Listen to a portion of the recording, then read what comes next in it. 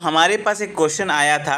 Question था कि sir, जैसा कि मैं 7 लाख रुपए लमसम इन्वेस्टमेंट करना चाहता हूं अपने फादर से लेके, वो अपने पिताजी से लेकर 7 लाख रुपए लमसम इन्वेस्टमेंट करना चाहते हैं और उन्हें इस बात का डर है कि क्या वो एक बार में जब 7 लाख रुपए इन्वेस्टमेंट करेंगे तो क्या इनकम टैक्स की तरफ से कोई नोटिस आएगा या नहीं आएगा। तो आज के वीडियो में हम आपको बताएंगे कि आपको एक साल में कितना पैसा लमसम इन्वेस्टमेंट या म्यूचुअल फंड में कितना पैसा इन्वेस्टमेंट करना चाहिए ताकि आपको इनकम टैक्स की तरफ से कोई नोटिस ना आए। अगर आप इनकम टैक्स फाइल नहीं करते हैं तो आपको इनकम टैक्स की तरफ से कोई दिक्कत ना आए, कोई हाई वैल्यू ट्रांजैक्शंस उनकी नज़र में ना आ जाए इनकम टैक्स की तरफ से। तो कितना आपको इन्वेस्टमेंट करना चाहिए म्यूचुअल फंड में और शेयर मार्केट, दोनों में एक ही रूल है। तो अगर आप म्यूचुअल फंड में भी कर रहे हैं या शेयर मार्केट में कर रहे हैं तो कितना आपको इन्वेस्टमेंट करना चाहिए ताकि इनकम टैक्स की तरफ से आपको कोई दिक्कत ना आए। आज के वीडियो में हम आपको एकदम शॉर्ट तरीके से समझाएंगे।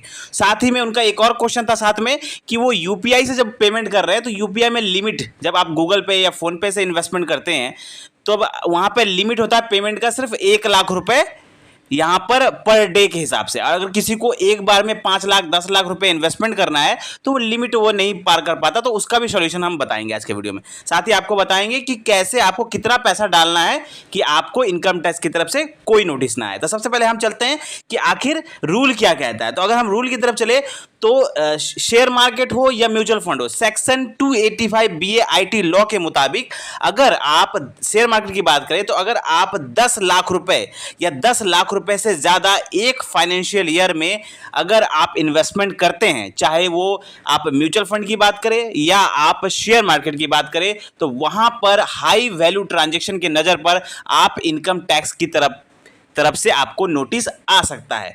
यहां पर साफ साफ कहा जा रहा है कि अगर आप एक साल में 10 लाख रुपए या उससे ज्यादा 10 लाख रुपए या उससे ज्यादा आप इन्वेस्टमेंट करते हैं तो हाई वैल्यू ट्रांजैक्शन के वो कैटेगरी में आ जाता है। 10 लाख रुपए एक साल के अंदर। अब फाइनेंशियल ईयर का मतलब क्या है? एक फाइनेंशियल ईयर का मतलब होता है किसी भी साल का 1 अप्रैल से लेकर उस अगले साल के 31 मार्च तक। ठीक है, सपोज करिए अगर इस फाइनेंशियल ईयर की अगर हम बात करें तो 2024 1 अप्रैल 2024 से लेकर 31 मार्च 2025 तक अगर आप 10 लाख रुपए से ज्यादा का इन्वेस्टमेंट करते हैं म्यूचुअल फंड में तो वो हाई वैल्यू ट्रांजैक्शन के कैटेगरी में जा सकता है और तब आप यहां पर कह सकते हैं कि इनकम टैक्स की नजर में आप आ सकते हैं। तो यहां पर जो उनका क्वेश्चन था कि वो 7 लाख रुपए इन्वेस्टमेंट करना चाह रहे हैं तो इसमें कोई दिक्कत नहीं है, आप आराम से 7 लाख रुपए यहां पर लमसम इन्वेस्टमेंट कर सकते हैं और कोई दिक्कत आपको नहीं आएगी। लेकिन एक चीज आपको ध्यान रखने की जरूरत है यहां पर कि अगर अभी आपने 7 लाख रुपए इन्वेस्टमेंट कर दिया तो अभी आपका लिमिट बचा है सिर्फ 3 लाख रुपए का। तो बाकी का जो समय है 31 मार्च तक आप कोशिश करिए कि आप 10 लाख रुपए से कम ही इन्वेस्टमेंट करें। आपने 7 लाख रुपए दिया, ठीक है, आपने छोड़ दिया। अब आप कोशिश करिए कि अगर बाकी का जो महीना बचा हुआ है, 4-5 महीना जो भी बचा हुआ है मार्च तक, तो आप कोशिश करिए कि उसमें आप 10 लाख रुपए क्रॉस ना करें। ऑलरेडी आपने 7 लाख रुपए इन्वेस्टमेंट कर दिया है तो आप कोशिश करें कि आप 10 लाख रुपए से कम ही करें। मान के चलिए आप 9 लाख रुपए करें। अगर आपको और ज्यादा पैसा मिल रहा है कहीं से या आप इन्वेस्टमेंट करना चाह रहे हैं तो आप कोशिश करिए, आपने 7 लाख रुपए डाल दिया, ज्यादा से ज्यादा आप 9 लाख रुपए डालिए, 10 लाख रुपए तक टच मत करिए। अगर आप 10 लाख रुपए तक टच करते हैं तो हो सकता है आप इनकम टैक्स की नजर में आ जाए, क्योंकि आपका जो पैन कार्ड होता है, जब आप डीमेट अकाउंट बनाएंगे, ग्रो ऐप में बनाएंगे या कहीं पे भी बनाएंगे इन्वेस्टमेंट करने के लिए, तो आपका पैन कार्ड वहां पे मांगा जाता है और पैन कार्ड आपका पूरी तरह से लिंक होता है। वहां पर एक एनुअल इंफॉर्मेशन स्टेटमेंट जिसे AIS कहा जाता है और टैक्स पेयर इंफॉर्मेशन समरी जिसे TIS कहा जाता है, ये जो होता है ये गवर्नमेंट के पास हमेशा उन्हें जानकारी मिलती रहती है कि ये पैन कार्ड का जो यूजर है वो इतना पैसा यहां इन्वेस्टमेंट कर रहा है, इतना पैसा यहां इन्वेस्टमेंट कर रहा है, चाहे वो म्यूचुअल फंड में हो चाहे वो शेयर मार्केट में हो। तो आपको कोशिश करनी है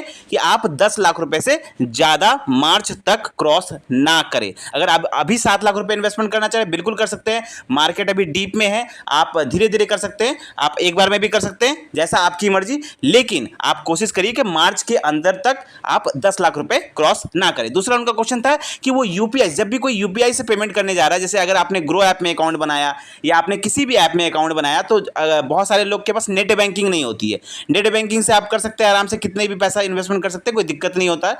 लेकिन अगर यूपीआई से कर रहे हैं तो वहां पर एक लिमिट है कि आप एक दिन में 1 लाख रुपए कर सकते हैं। ऐसा बहुत सारे लोगों का होता है, किसी का ज़्यादा लिमिट भी है, लेकिन ज़्यादातर लोगों का 1 लाख रुपए का लिमिट होता है। तो अगर आपका 1 लाख रुपए लिमिट है तो आप एक काम कर सकते हैं, आप एक बार में 7 लाख रुपए इन्वेस्टमेंट नहीं करके आप एक एक दिन में, जैसे 1 लाख रुपए लिमिट है तो आप आज आपने 1 लाख रुपए लमसम कर दिया उस फंड में, कल जाके आप 1 लाख रुपए फिर से उसमें लमसम कर देंगे, तो आप डे वाइज भी कर सकते हैं। 7 दिन में 7 बार करेंगे, 7 लाख रुपए इन्वेस्टमेंट हो जाएगा और कोई दिक्कत यहां पर नहीं होगा, क्योंकि मार्केट ऐसे भी अभी डाउन चल रहा है और हो सकता है आने वाले वीक में थोड़ा सा और नीचे जाए। तो इससे अगर आप दिन पर दिन करके बाई करेंगे तो भी कोई दिक्कत नहीं होगा और हो सकता है आपको इससे फायदा ही हो, नुकसान नहीं होगा, हो सकता है फायदा ही हो, क्योंकि मार्केट धीरे धीरे और थोड़ा डाउन जा रहा है, तो हो सकता है आपको और ज़्यादा लमसम इन्वेस्टमेंट में फायदा हो। तो आई होप आपका जो दोनों कन्फ्यूजन था कि हमें कितना इन्वेस्टमेंट करना चाहिए म्यूचुअल फंड और शेयर मार्केट में, तो हमें इनकम टैक्स की तरफ से नोटिस नहीं आएगा, ये भी मिल गया होगा, और यूपीआई वाला भी जो आपका क्वेश्चन है वो भी आपका क्लियर हो गया होगा। तो मिलते हैं कल एक और वीडियो के साथ। थैंक यू, धन्यवाद।